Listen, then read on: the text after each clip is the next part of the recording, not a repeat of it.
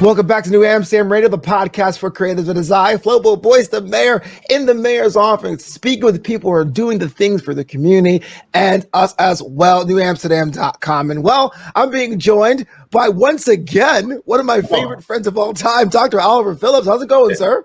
Very good. I'm excited to be back with you. It has been probably about 2 months, but it has been great. And, it has the online course has been going great, and so we are doing a great job, and I'm enjoying the great weather in Texas, man. Still waiting to get my Texas boots, but it's 38 degrees here in Los Angeles right now. But as always, Dr. Phillips Nadler, this time being joined with a brother in educational arms, can I say it, Dr. Sherwin Ramey. How's it going, sir? It's great, and I count it a privilege to be a part of this broadcast. I'm looking forward to the conversation that we are going to have. And I love your work, so it really is an awesome opportunity to be a part of this broadcast today. We also have the connection. I'm West Indian American, and you guys are West Indian as well. I love the fact that we can talk about the diaspora. But today, the more pressing issue is that you guys have worked together on a fantastic book. It's called "Come Let Me Bless You: Ministry Built on Love for People." Talk about that. I mean, it doesn't take a whole lot to say I have content, but content that matters is something that's super important. Dr. Ramey, let me start with you. How did everything come together? What I would say is that I have been a member of staff of the Community Missionary Baptist Church here in Texas. Mm-hmm. The church operates in two locations, two cities, City of DeSoto, the city of Cedar Hill. And this ministry is led by a very charismatic leader in the person of Dr. Oscar Dion Epps, Jr., Senior. We found ourselves what I would call at a very, very intriguing and interesting point in the history of the church. And I really am grateful that I had the opportunity to come on staff when I did. And I got to see firsthand how this church has grown over close to 3 decades. The church now boasts somewhere in the vicinity of about 3,500 active members, multi-million-dollar budget. But what I was very impressed by is the way the church was impacting community here and communities abroad. And when Dr. Phillips came on staff, we believed it was time for us to chronicle this into a book format. Oh, that's great. I mean, Dr. Phillips, same question for you. I mean, the idea of making this book happen, it's a story that needed to be told. When did we decide to make this to print the page? Yeah, and one of the things as you get through the book, you would find that I juxtapose two ideas, and one is the history of the pastor and the congregation, and the history of the Black church in America. It is an intriguing history, and as you put those two things together, I got on staff in July of this year, and I was just fascinated by this young man. I call him a young man because he's 55 years old. and the thing is, he can preach, he can sing, and he can love on people. And I look at him in the pulpit, and every now and then I would hear, "Come, let me bless you." And whenever you hear that, you knew he was getting ready to mess with you. You knew he was getting ready to bring in some thought, some grand idea, some thought. But the guy is a genius in terms of churchmanship and in terms of leadership, as Dr. Ramey will talk about. But I just felt that this was a story that had to be told. Right. The story of a Black man in a suburban community bringing about what God had led him to do. And so I just it was a story waiting to be told. And I'm just glad that I collaborated with Dr. Ramey, and I told him about it, and he said, "Man, that's a great idea." So he is responsible for everything. I can't wait to talk about the legacy of Dr. Epps, but I have a question for you, Dr. Phillips. The idea, though, you just mentioned, you juxtapose this story, this ministry here in Texas, with the entire history of the Black church. What was the reason behind that, to have those two parallels happening in this book? Mainly because the Black church the Black sacred cosmos could be identified as the activist arm of the civil rights movement. I am convinced that there would never have been a civil rights movement without the Black church. So the Black church was integral as the womb in which a lot of our black leaders were born. And our black leaders have kept the fires burning in terms of justice and in terms of civil rights. And I think that on the one hand, you see a macrocosm, the black church in America, and the microcosm could be identified as this community missionary Baptist church that is activist in their agenda and their missional objective. So I think I just had to do that to bring those two things together.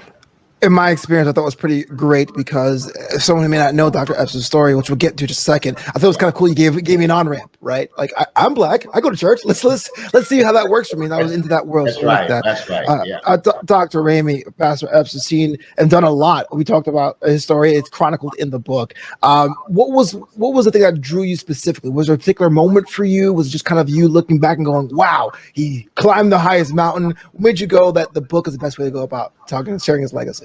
And I think that's a very, very, very foundational question, and I'll tell you why. When I first came to community, I searched for a place where I believe I could go and have what I would call healthy worship. And that was basically it. I was working in the corporate environment at the time, and so I got there and realized that when this man would preach, he was more pragmatic, very practical, and he had a genuine concern for what I would call matters of social injustice. That got my attention because I have been an activist for a number of years. And so I said, you know what, I think I could be here. One thing led to another, and I left the corporate job and I came on staff. Wow. And what really continued to grasp my attention and still does today is the impact he has had on the communities. The demographics here are very interesting because we are in what you will call the suburbs. People drive in to come to these churches, especially the church that is in Cedar Hill. But he has been able to impact the communities wider out of where the church is, and that got my attention.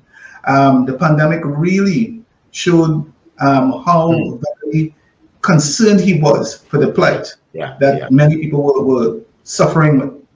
And that really is still who he is. He has a genuine love for people that I have not seen, and I have been around the church for most of my life from a pastoral perspective. And he doesn't talk about it much, but he does it. He does it. And so we are a church that is located in the suburbs, but we are a church that is impacting the inner city system. Also, I was very impressed with what he has been able to do in terms of his influence in the political environment. He's not silent on anything that impacts, whether positively or negatively, on the livelihood of people.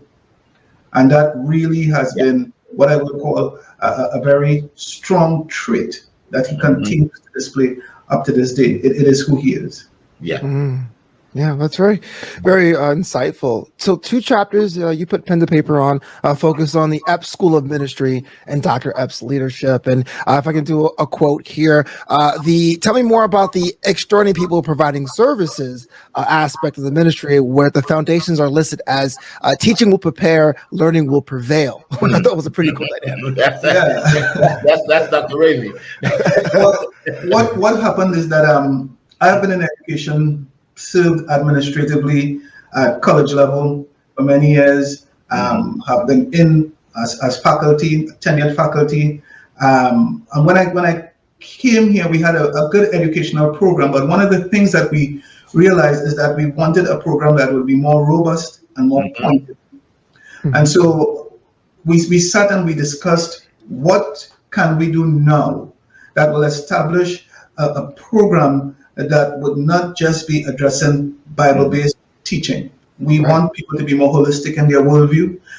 We want people to understand that there's a psychology in the way we do things. There's a social side in the way we do things. We wanted a holistic push. And so coming out of that, the whole idea of extraordinary people comes out of the thought that when you come to our church, you see extraordinary people is part of the conversation. Where God uses ordinary people to do extraordinary things. And so for us, I looked at the acronyms for his name, I believe that we should have caused everything that we do to be built on his legacy. And so he was not, I had to convince him because he did not want to be placed out there like that. Yeah. But I said, if we start educating our people, we want the education to bring them from ordinary to extraordinary. And whatever we do, because he's a service-oriented person, we want the ministry educational push to cause persons to provide services. So it's other-centered. And that's the whole idea of the name. I also believe strongly that if you we got to properly dichotomize qualification and education. Because people push for the qualification, but qualification is not really what we wanted to push for. We want people to, the qualification must be informed by how it lives out from an educational standpoint. Right. So the whole idea of what education will do and how it fleshes out is what caused us to use and pen those words. And that is where we are at. We are seeing how impactful this is. School is not just operating here in the United States. By virtue of these mediums, the school is now in India, Kenya, throughout South America, the Caribbean. And that was not what we thought would have happened when we started. Short space of time, we have pushed into places that we know God had to be opening those doors for us. Yeah. Dr. Phillips, we talked about this the last time we were on the Amsterdam Radio about the changing nature of education. As this educational thing has grown, what have you seen change post-pandemic? Just tastes of people looking and acquiring information and knowledge. What's that been like for you? Oh, that's for me? Yeah. I think what we have seen is that the pandemic has accelerated certain initiatives that the church had taken before. Not just this congregation, but many congregations. The virtual community is growing, and the virtual community has always been significant to the church, but the pandemic has accelerated that initiative in the sense that now people are realizing that this virtual community is real. And so it has also been translated to education, as Dr. Ramey has attested to, that now we are realizing the importance of online education, that people, because of social distancing and because of other protocols that we have to observe in the midst of the pandemic, I think that online learning is significantly important, and it will play a very important role post-pandemic. Sure. Dr. Ramey, it's a kind of an awkward question, but I have to ask. When you were showing out drafts to stakeholders in Epps family, what was the feedback you got, if anything? What did they say when they were going through the leaves of your chapters? And it was mentally taxing at times. This was new, and whenever you are introducing a new initiative that crosses what we'll call traditional boundaries, there will always be misconceptions. There would always be some perceptions that are based on what I would call antiquated thinking. But we had to prove in many instances that this would make sense. As we put the board together and we got the stakeholders together, we had to have hours of showing the validity in what we were trying to do. And now we have the power of hindsight, and we can look and say, you know what, this was a good move. But the process is not always easy, but I always, embrace the thought that nothing meaningful in life comes easy, and you got to push to make some things happen. I was in Florida when the accreditation took place. I think it was the 18th of June or something, and Dr. Ramey called me and he says, "Man, this was tiring because they put the school through the ringers." And it was a very good process. And I think one of the things that Dr. Epps is proud of more than anything else is this whole idea of Epps School of Ministry that can prepare students for tomorrow. And so I think that we have an opportunity here in Texas and beyond to be able to prepare ministers and church leaders in a way that is very significant. And I think we'll make a mark. But the whole idea of the book is that this Dr. Epps is an ordinary pastor that is doing extraordinary things, but we just felt the story had to be told. And it is good for seminarians and it's good for church leaders to read about it, because it is the story of God's working in the midst of a black church and in the midst of the community, and to make transformative change and lasting change in the community. And I think that's the commitment of the congregation. Oh, yes. A question for either one of you. How long did it take to put everything together, from the idea, from the drafts to it being on sale? What was the process like? Walk me through that. The school or the book? The book, sir. Ah, okay. Well, the book, the whole idea for the book was that there was a story to be told. Correct. And if there's a story to be told, then somebody has to tell the story. The most difficult part for me, because I'm only there 6 months, so it was a question of, I could not have done it without Dr. Ramey, because he was there before I got there. But I did some of the interviews, and he did some of the interviews, and it was an effort that we had. But I had to depend on him, because he knew much more than I, So any mistakes in the book is his. But he can more address the fact when I told him, hey, let's do a book, and I think he can deal with that. Yeah, Dr. Ramey, what was the timeline like? Was it months of sleepless nights? I think it probably took us about 4 months. Yeah. To put it together, to find our draft. The interview process, it would not always flow smoothly, because you had to have scheduling and all of that. Yeah. However, in terms of the content, I basically knew what we needed to have in the book, because I saw it in my day-to-day interaction with our pastor. Yeah. What made it easy in terms of the timeline is that our pastor is easily accessible. He has a lot going on, but for his staff, he will make the time. And when you get him, you have to get as much out of him at that moment, because he is very, very, very engaged in so many other things. I think with Dr. Phillips coming in, he was able to easily integrate himself into how the staff functions, the structure that our pastor has. And so for him meeting with people, doing the interviews and stuff, that it took some time, but it took us probably about 4 months.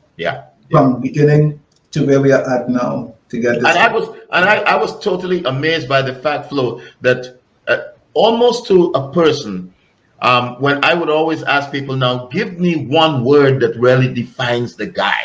Okay, yeah. That's and across the board, it was just this love for people. This guy doesn't ask the second question. Yeah.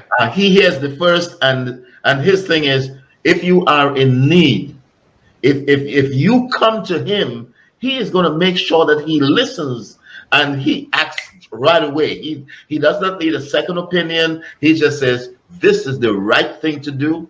Let's do it. I'm not the most best on the path, but I always look to the story of Enoch, how he just wanted to listen. He wanted to walk and listen, to talk about, think about what his family could do, what he could do better as a person. So I always love that as well. Just another question about the leadership of Dr. Epps. Dr. Ramey, this one's for you. I know we could talk about the legacy of the man, but those who may not be familiar with Dr. Epps, is there something in particular about his leadership style that we can always attest to or try really hard, not to emulate, but to put that for our own toolkits while we go on and manage other people and other projects? Yeah. Well, what I would say is that what I'm about to say, it's difficult for me to see someone trying to duplicate the way he does what he does. That's right. It's a paradigm based on love. And that is not always easy to do, because there's a cost to it. But he is willing, he has paid some prices, still is, but he still does it because it's intrinsic in who he is. And so the whole idea of a love leadership paradigm is one that says people before self. And that is what I've seen with him. So the ministries are built on people. We have a feeding program that we have been doing just before the pandemic. We were getting some funding, the money dried up. And I never forget him saying, we have to feed the people. We have this meeting with staff, and so the person who coordinates it says, well, Pastor, the money is not coming from the government anymore. He says, well, we don't need their money to feed people. Let's find out. We have never stopped. We do this all the time. We have thousands of people coming through all the time. And what he believes is that if you cannot outgive God, so let's just take care of the people. That's right. In terms of the day-to-day operations with us as staff, he has very high expectations. Because for himself, he also has high expectations. So he takes care of his staff. And that is because of this whole love paradigm. He takes care of us financially and otherwise. He is there for us. So you find yourself in a position as a member of staff where you're saying, I feel a sense of moral obligation to reciprocate this. So it's a different approach to leadership where it's not, I need you to do, and he gives you this long job description. That's right. He said, if you love people, come on. I should not have to come and tell you what needs to be done. Everything that we do is more other-centered. And that is something that I see very central in his approach to leadership. And I think one of the things that I really admired in terms of the lead, and this happened just a few weeks ago. I walked into a certain room and I saw the pastor stacking chairs, and he was just pulling chairs out of a room. And I heard all the noise and the commotion, and I walked out there and I said, Pastor, you need not be doing this. You have enough people that. And he says, no, I show people what to do. I work with them. I make sure that I work with them. So that whole concept of servant leadership, I think, is a part of his nature. In other words, leaders serve, and leaders are not to be served. And I think that characterizes the type of person. And of course, all through the book, and of course, let me just mention, the book is available on Amazon right now, $14.95, 154 pages, and it's available both in Kindle and in softcover. And of course, this Sunday after church, the book is going to be available. And it's a nice cover, and the pastor looks good on the cover. Is that a guarantee? Oh, there's a cover right there. If you can hold that up, Dr. Amy, just real quick. There it is. Come, Let Me Bless You. Available now on Amazon. That was smooth, Dr. Phillips. Well, just shifting gears a bit, you have a bit of a treat included. It's a poem, also called Let Me Bless You by Reverend Catherine Smith. I'm reading an excerpt here for those who haven't read it already. It goes, sometimes so rough the pilgrimage, the burden's heavy weight, but it's only temporary until I reach that heavenly gate. I think that works lockstep with serving in your community. It's pretty cool, the fact that this poem encapsulates everything. Decision to include this one in the book. This is for whoever decided. Dr. Phillips, Dr. Ramey? Decision to put the Reverend Catherine is such she's such a great person, and she does everything. And Dr. Ramey can best talk to her because she works with him much more closely. Yeah, well, she's my logistics and IT support person for the school, but she's also a very good writer. And so when we were talking about putting the book together, she has written several poems and stuff like that. She is able to compose and articulate on the spot. Yeah.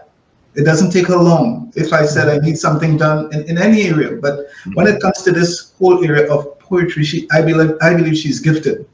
And so when Dr. Phillips says, I need for you to write this, I think within 24 hours she had it done. That's right. And there was no need to make changes with it. She had it done.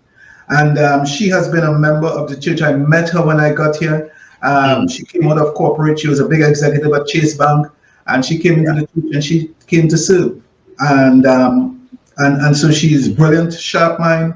And when she put these words together and I read it, I said, well, there's nothing left for us to say, That's right. That's right. She has a feel. She knows the pastor well. So she when she wrote this, there was nothing about this that was short of a genuine gratitude type expression of who he is as a person. Yeah. What I thought was interesting, as someone who's maybe not familiar with the ministry of Dr. Epps, the book does read like a community project. There is some history. There are some things that are happening now and looking forward to the future and having a poem there. It's almost like a variety show. You can see the different part of that patchwork. So I enjoyed it thoroughly. I thought it was pretty amazing that you decided to put that in the top of the book. It was pretty nice. Dr. Phillips, one more question for you. Yeah. Now, I know we talk about building legacies, but is there works for a sequel? Are we going to start nudging people to have another round of interviews for part two? I tell you what. I'll tell you what is most exciting. The most exciting part of the book was, to me, was the whole idea of mentorship. What Dr. Epps has done with this young man is chapter 6 in the book. This Austin, Jeremiah Austin, a young man who is 21 years old, and I sat down to interview him because his father is deceased. And Dr. Epps has taken that guy. He told me, he says, my first paycheck from this church, I was 13 years old when I got a paycheck from this church. And Dr. Epps has mentored this young man. So that was exciting to me, the way Dr. Epps has taken that role. And I articulated some of the philosophies of mentorship